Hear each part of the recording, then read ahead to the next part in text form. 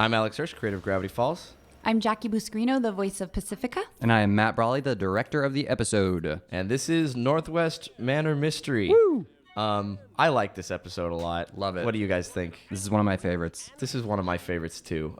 This is, there's a lot of episodes in the series that were planned very early on, something that we had always wanted to see, some kind of big design that we had. And then there's some episodes that were just completely improvised on the spot. We needed to fill some concept, and this was one of those. And sometimes those turn out to be the best because you're just reacting to sort of what the show needs at that moment. And we felt like what we needed at this point in the series was we really wanted to see a scary mystery ghost That's episode. What I want to ask. How did you get away with this? Ghost. Sure. Killers. Witchcraft. I mean, what I would say about that is, obviously there's always an evolving conversation about, what's appropriate for the show. And whenever there'd be a pushback about something like this, the argument I would always make is part of the Disney brand, since there was a Disney brand, is witches and haunted houses and ghosts and scary stuff. Like Chernabog, yeah. Well, it sort of goes back to like Grimm's fairy tales, is like storytelling, particularly for kids or for anybody, is starting in a safe place, entering a nightmare, and coming out the other side safe. And that's always been something that has been part of the Gravity Falls core idea. Absolutely. And whenever we did scarier episodes, they were people's favorite episodes. Absolutely. I've met with fans all across the world. I have people sending me letters and tweeting me all the time, and I've never had a kid tell me that was too scary. Oh, the kids love it. They love it. They love love being scared. Yeah. Kids are they can't get enough of it. In the moment, they might be a little frightened, and then when they get through it, they feel awesome. They feel a little stronger. They defeated something. Yeah, like they defeated the monster. Gift basket has a live quail inside. Give me your life, Pacifica. Guys, in case you've already forgotten, Pacifica Northwest is the worst. And that's not just jealousy talking. I'd say that to her face. I need your help. You're the worst. See? Look, you think it's easy for me to come here? I don't want to be seen in this hovel, but there's something haunting Northwest Manor. If you don't help me, the party... I got to give props to Alonzo, who boarded this sequence. Yep. Alonzo was always looking for an opportunity to put characters in different outfits. And he was so excited to have this Her incognito outfit. Yeah, and it's like this old Hollywood, Yeah, like so glamorous. Really With glamorous, dark glasses. wearing the head wrap. Yes. Oh, I especially love Mabel's running moose sweater. Ooh, that's a delight. We don't talk about the sweaters a lot. That one was I was very happy when I saw that design because it's so weird. Hot dreams. That's so good. So this was an episode. It was written by Mark Rizzo, Jeff Rowe, and myself. There was an earlier draft of this episode. It was much more about the mystery. We were trying to go for some kind of noir thing, and it wasn't really working. And I have to actually give huge credit of the story in this episode to Matt Brawley, because I remember we had all these pieces we loved. We loved the idea of going to this big sort of Twin Peaks was an inspiration for the show, and this idea that it would be like the Overlook Hotel. Right. That it would be like this very Northwest kind of place. Whale. Look at that whale. Yeah, all this sort of like, native artistry and stuff. And we loved the location, and we loved the idea of we're going to have ghosts. It's going to be like The Shining, right? Like those are all the points of influence. We could not crack the plot for the life of us. Right. That we knew like, okay, this is the episode where we're really going to learn about Pacifica, and there's going to be a ghostly curse. But what is the ghost's vendetta? Right. In the earlier drafts, he was just an evil ghost for no reason. And we couldn't crack it in the writer's room. Me and Jeff and Mark, we couldn't crack it. And I remember late in the game, we needed to turn this script in a couple of days, coming into Matt's office and being like, Matt, what is the ghost I can't think of anything. And you were the one who suggested maybe the ghost just wanted to be invited to a party 100 years ago. Right. And the ghost folk were kept out. Right. And so, like... It is a parallel to her parents. So they're thematically connected. And it immediately, all the pieces fused together. Yeah. Like the episode, if you hadn't said that, this episode wouldn't have worked. Thanks, man. You saved it at the 11th hour. And the moment you said that, I ran in to do a rewrite and all the pieces clicked. Cool. Because suddenly there could be the idea that her family has been like this forever gives Pacifica a choice. Right. Which is I realize now that my family has been like this. I realize now that I'm like this. Can I be different? Right, it's like a class thing, like a class warfare. And this is where she has what I was talking about, This her is full it. arc of It's of paid changing, off, yep. knowing she came from a family history that's Unsavory, to say the least. Yeah, to say the least, and awful to people, and that's how they made their riches. And this scene she changes. Is one of my favorite scenes in the entire series. Just everything to me, the tension between the characters, the tension of the ghost, the artwork of it, the music that Brad did. Like it was. We also even I wanted to see Dipper in a suit in this episode because well, often when you have a character. Just part of sort of the story arc is you want a character to adapt to the new, weird, unfamiliar world they're in. Yes, so Dipper's in Pacifica's world now. Yes. And he's forced to try to play along, even though he doesn't love it. Yes. And it just, immediately you get that feeling. Well, it also reminded me of when you're a kid and you wear a suit, it's only for like school dances and for like graduations. Sure. And it's kind of stressful. Yes, You sense heightened absolutely. stakes when you're wearing a suit. Ancient sins, ancient sins.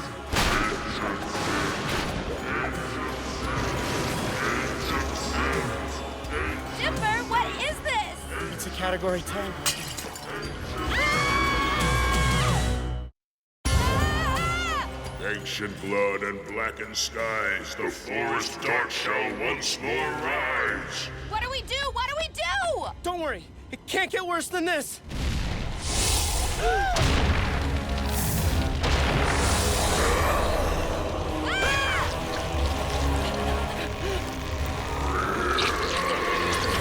I smell a northwest. This scene is incredibly well done. Yeah. This sequence, again, it's when you write something like this, you have a hope of how it's going to turn out, and then the artists come and make it so much better.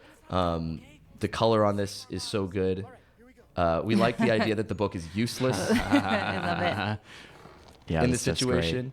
And sometimes, we try to, every episode we try to do like, what's magic we haven't seen before? And we had already done a ghost episode, but we felt like, how can we make this ghost different? What if he's genuinely threatening? Sure. Like, there's no sense that he's going to give up on anything. This is the first time we see the mayor. Oh. Very unimportant character. We had an idea that there might be a mayoral race sometime later in this series, so we thought, let's introduce the mayor and show that he's near death so no one will feel bad when he dies. He has an amazing name, too. Oh, this guy. This is an invention by Emmy. Yeah, for sure. We got to give Emmy Cicierega credit for boarding that. that obnoxious guy. Unbelievable. She figured out the weird follow through on his hair. He reminds me of Ichabod Crane. He or- does look like Ichabod Crane. Absolutely. This is a Mark Rizzo joke, one of our writers, the cheese, chocolate, sweet, savory loop. We've all been caught in a loop like that. Oh, Marius. Oh, the Austrian. Yeah. Another character voiced by Matt Chapman. Whenever there's a crush of the week, you can count on dreamy Matt Chapman to provide the voice. Guten, take me now. Guten, take me now. I loved their B story of having a pact. Yeah. I like that in Absolutely. It's disastrous. Listen, Mabel, I don't know if I can follow Well, this was actually a really hard B story. Yes, to I was crack. about to ask you about that, Alex. Did you want to talk about how hard this was to crack and why? Sure. Well, we liked the idea of a Candy, Mabel, Granda B story because we felt like we don't see enough of them, and it was one of these things where a crush is always a great way to catalyze a story because you feel high social stakes. Right. But I remember when we actually sat down and kind of looked at it, there was this feeling of we don't want it to feel like these girls love each other. They're Right. friends. And the idea that they might turn against each other is it's just a reductive portrayal of, I think, female friendship. Yeah. It's and super risky, too, to show nice characters being mean. It's just being a mean bit, to each other. Yeah, You want to yeah. like each other. So we Yeah. tried to make it clear that, it's not that Candy or Mabel dislike Grenda. They love Grenda. Right. And it's not that they think that Grenda is incapable, but her Grenda-ness does not fit in an environment like this. Sure. So it was a hard balance. We don't want it to seem like they're throwing their friend under the bus. Sure, absolutely. But we will also want to understand their perspective of how are we going to flirt with a prince Sure. if Grenda's smushing food in his face. Sure. And hopefully, I felt like we were able to come up with a decent balance there. Yeah, 'Cause it I has feel a like when nice people balance. saw it, they empathized with the characters. You need to give characters enough of a flaw that they have a Sure. story, Sure. but you don't want them to seem cruel. Plus, Candy and Mabel get served at the end. Yeah. so- Justice is given. This I is a believe- reference to the Frighteners. This. I believe this is Von Tata. Storyboard artist Von Tata really did a beautiful. fantastic job of this. That was so good. And I gotta give Kevin Michael Richardson. He's the voice of Sheriff Blubbs and also the voice of this terrifying ghost. Very talented. Wait, here comes the exorcism. Yep. Alex, this is something we were talking about earlier, but what's so exciting about this pairing, about Dipper and Pacifica, is that Dipper is normally he doesn't have a lot of confidence, but around Pacifica, he has tons of confidence. She brings it out of people. There you go. Yeah, she sees a version of Dipper that nobody gets Oh to my see. gosh. Yeah. And he looks Oh, so boy. cute in that suit. I know it's does. uncomfortable, but it's just adorable. He does look good. He cleans up all right. He cleans up good. When you're used to seeing a character like, wearing the exact same outfit every day and then they change, you're like, oh, you got some moves. Yeah. You got some turns. You're at the world's best. So like She doesn't want him to leave. Yep. even then though, she's like, it's because the party is so great that you No, can't. it's not. She can't bring herself to say, I want you to stay. It's like, what idiot would leave the best party in the world? But we know what she really means. Platonic friendship. What are you laughing about, man? I defeated you. You've been had, boy. This is great. Cracking Trapped in this the mirror. backstory we had to figure out a lot of these things where you see something like the ghost trapped in a mirror. It's not because we had some big mythos about ghosts. It's because we wanted him to be able to carry the ghost with him. Right, We wanted the ghost to be utility, able to escape. yeah. So you often work backwards in a script. You're like, we need the ghost to be able to tell something, Dipper something at the end of the act. We need the ghost to be able to escape, maybe a mirror. This sequence boarded by Vaughn. He did a Vaughn taught us. fantastic job. The axe to camera is, I think, one of the things I'm most proud of on the show, just because it's really well done. So you said the mansion was based on the Overlook Hotel because it looks like the Greystone Mansion, the We one were- where the murder happened, and that's what I always thought. Oh, yeah. In Beverly Hills, it's like a Doheny mansion, and that's what when I actually got to see this put together, I thought I wondered if Ian had used that that home as a reference Could because be. it's such a spooky big. So Yeah. it had nothing to do with that. Though. No, I mean, That's I think Ian and his team did a good enough job on this building that everyone sees it. It kind of reminds them of their something, yeah. haunted house. Like Nick Offerman, who's the voice of Agent Powers on the show, and is a big lumber worker. Like he loves working with wood. I remember He has his own shop. Yeah, he read the script for this episode because he's got one line, and he said, I read the script, and there was so much magnificent lumber. I told my wife I have to do this show. I turned over to Megan and said, it's funny, and there's lots of wood. That was his reason for doing the show, was just reading the description of how a magnificent Northwest Manor was. He wanted to see it animated. You did. All you had to do was let the townsfolk into the party, and you could have broken the curse. So we had to figure out something that Pacifica was partially responsible for, but not so much that it Right. made her irredeemable. So the Right. idea was, our kind of headcanon here was that, basically the ghost attacked. Their parents were like, we got to get rid of these ghosts. And Pacifica's like, I've got this guy. He's a little bit of a pansy, and he's got this book, and he'll fix it. And then we don't have to, let the people into the party. Was the bell introduced in this episode? The Pavlov, This is the or is first that a time first? we've seen I the love bell, I that. believe. Yeah, so this is something where this is actually slightly controversial. I think it was misinterpreted by some people. I've mentioned in a number of episodes that we're always looking for a visual way to tell our story. That's the Right. power of animation. So you're always looking for something that will Ain't afraid it's no ghost. communicate the idea, but that's an image because you can carry it with you. That image can transform. Right. It can get discarded or It can ignored. get Yeah, discarded. yeah. So this idea was we need a moment where Pacifica disobeys her parents, and we need that to be so potent and clear that when she does it, it's clear that she's grown. And so this idea of like her parents, the way we imagine it was she's got really controlling parents, and they look at Pacifica like they look at a prize show dog, like Pavlov's dog is the famous experiment where you use a bell and you reward the dog with the bell. So the idea is, that's their version of don't make us count to 10. And if she disobeys, they send her to her room, they cut off her credit card, got to give a Emmy shout did out this to stuff. Emmy Sierra boarded this phenomenal work. I don't think she'd ever done professional storyboards before coming on Gravity Falls. Nope. And she was new Wow. to the show, and She killed it. grew like 10 different drawing muscles on this Did episode. she go to Absolutely. school with you guys? She did not. No, she's I think homeschooled. She's from the East Coast. We just knew her work online, and she was such an asset to the series. She added so much. It's really interesting because we divvy up the scripts kind of based on the artist's strengths, and Yes. Emmy's strength is comedy. She's hilarious, but this was a really good episode for her to kind of flex her action muscles, and she did an amazing Wow. job. Yeah, that's the sort of dilemma when you're a manager or a director and you have a bunch of talented people. Is when you know somebody's really good at something, you want to get them to do that thing they're good at because you only have so much time and you know you Absolutely. can count on it. But if you never give them different things, you'll never give them a chance to grow. And Yes. I don't know how it was the case that Emmy wound up doing these action scenes, but I'm so glad she did. 'Cause Yeah, she did an absolutely. amazing job. Yeah. Do, but these boys might not. Oh, then I guess they wouldn't like this either. She also had a lot to contribute to this sequence. Absolutely. We were having such a hard time figuring this out, and I think this whole idea of her flicking Marius's nose on purpose. I don't think that's in the script. No, I think that was something Emmy added of like, how can they be in control of the story, and it's not Marius's story? It's about them. That's where she hooked Marius, by the way. Yeah.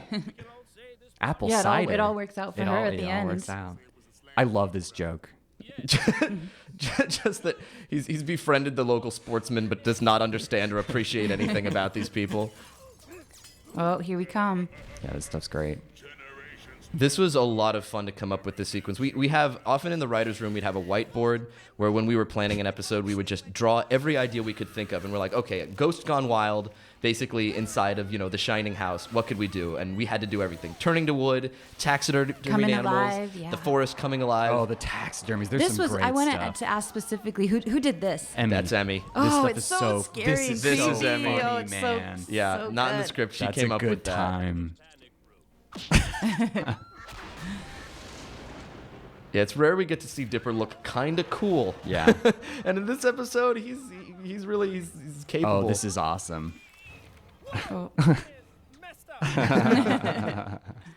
to change your fates. A Northwest must open the I love this vaguely Dr. Robotnik looking, Dr. Eggman looking ghost. Who knows how that happened? Oh, I like this. Alonzo boarded this stuff. Very dramatic, very Yeah. emotional. Everyone to wood, and he just started. This is where she goes through all the paintings, right? It And sees is, the it history, is. yeah. Pacifica? We like that even in this Aw. dark Yeah, moment, right. Dipper has to call out that the ghost is rhyming for no reason. Record of every horrible thing that my family's ever done. We used to have these paintings earlier in the episode when Preston was, we have a reputation to uphold. But it was kind of getting in the way of the story. and Oh, we they were figured- light versions and dark versions. Yeah, we figured we could just reveal it here. And this was all incredibly well storyboarded, incredibly well acted. Like, you get Yeah. a little bit of pathos here. Like, I actually feel for these characters. And Alonzo put a lot of thought into even just the design of the idea that she would have red gloves was the Yeah. idea that she had blood on her hands. Like, there was so Yes, much yes, thought yes, that went yes. into this. I was Oh, so impressed. This like cursed forest is so cool. Look at that. Yeah, this sequence, great art direction by Ian, great storyboarding by Alonzo. Alonzo. This is And we love the idea. This is super rare that Dipper just gets straight out defeated. yeah. It's very cool. And we gave him the same pose as we see in the bunker. Yeah. To try to make it feel like maybe Dipper just bit it. Like maybe it's over. Like there was a prophecy that this was going to be his end, and it just happened. Yeah. So it's really up to Pacifica now. Hey, ugly! And this is her story, so You want me to let in the townsfolk? Cause I'll do it. Just change everyone back. So we like the idea that the stakes of this came down to the idea that her parents just didn't want the townsfolk to see their house messy. that's literally it. Like, they could save everything, but they're like, we're going to stay down here. We're going to eat the butler. We're going to We'll wait eat this the thing butler. out. I Right, love that was this. dark too. It's like it's a dark Donner show. Donner party. He's fine with it. Yep.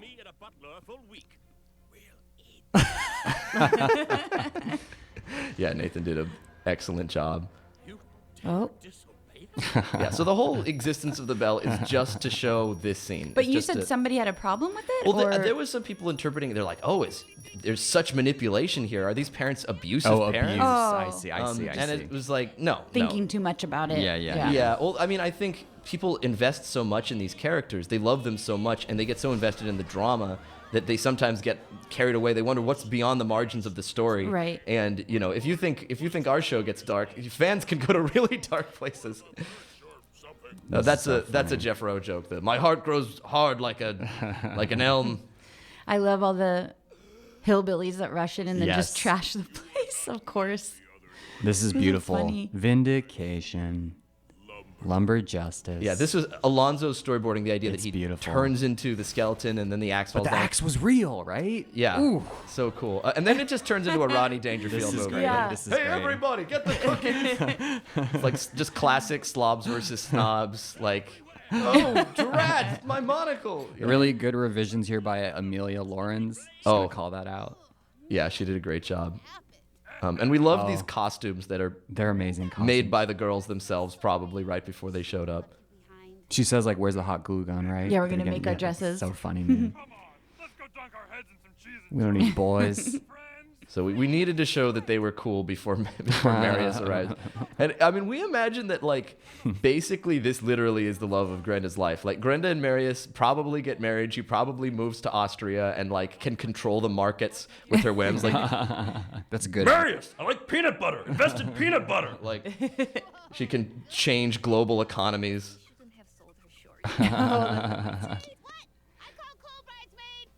Well, if there's any lesson here for hopeless romantics out there, is that confidence works.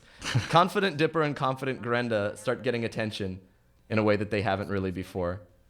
Oh, and this was another. I love the rug. That was Oh, that yeah, based right. off of a true story of anybody who? No. Because I think it's every just- house has the rug or the special It's room true, that you it's cannot true, walk it's in. True. This was another thing where we were looking at the script and we were like, we need Pacifica's choices at the end to be visual, right? So the Yeah. bell is visual, and we're like, what's a visual way to show like she's literally on doesn't Right. care? That's why we added the rug later in the story to say like it's a symbol of Absolutely. what her parents demand. So from this her. is us trying to set things up for episodes to come, but this is one of the coolest episode endings, I think. The Yeah. imagery is so striking. Well, we knew that the next episode was going to be the big one, and we wanted to suggest that these were connected a little bit.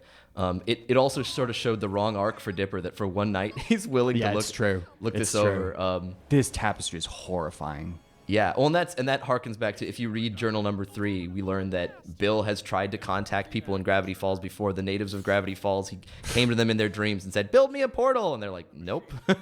But they made tapestries of it. Where's my phone? I don't have it. Yes. Love the Zentag joke. Purse. Oh, so I'm Tambry, right? on everything for you? I asked you when we were in the This might have been based on actual fights I had with my girlfriend. Always at parties. Not even gonna ask. Great.